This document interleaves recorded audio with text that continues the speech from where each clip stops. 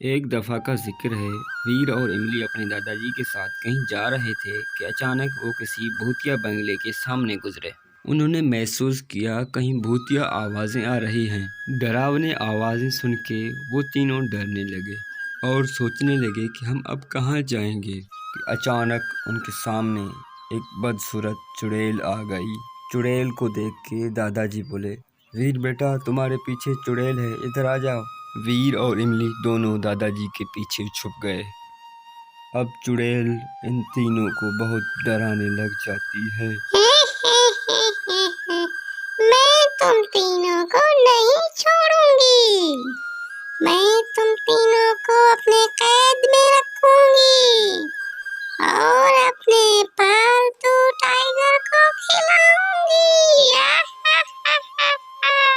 ये कह के चुड़ैल अपनी जादुई छड़ी निकाल लेती है और सबसे पहले दादाजी आगे बढ़ते हैं तो दादाजी के ऊपर हमला कर देती है। दादाजी को नीचे गिरते देख वीर और इमली बहुत डर जाते हैं। अब चलो मेरे साथ मेरे कैद खाने में। अब वीर और इमली को वो चुड़ैल कैद कर देती है। अब वीर और इमली जेंटू और रोबोबाई को बुलाते हैं। रोबोबाई, हमें बचाओ रोबोबाई। जिंटू आ जाओ, जिंटू आ जाओ। आओ मेरे टाइगर आओ। मैं तुम्हारी ही वेट कर रही थी। अब मैं तुम्हारे लिए दो बड़े बड़े मांस लाई हूँ। जिंटू और वीर दौड़ते हुए वहां तक पहुंचते हैं। वहां पहुंचते ही वो चुड़ैल के सामने आ जाते हैं। तुम यहाँ आ तो गए हो लेकिन वापस नहीं जा पाओगे।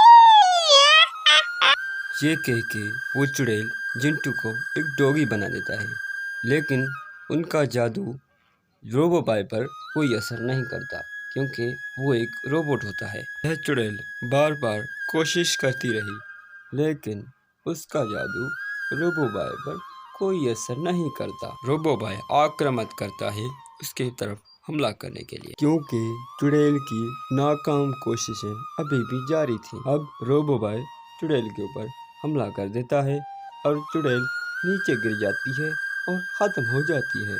चुड़ैल के ख़त्म होने के बाद उसके जादू के असर ख़त्म हो चुकी थी। वीर और इमली भी आज़ाद हो जाते हैं और जिंटू भी वापस नॉर्मल हो जाता है, लेकिन टाइगर भी वापस नॉर्मल बन चुका है क्योंकि वो असल में मैड मैक्स था।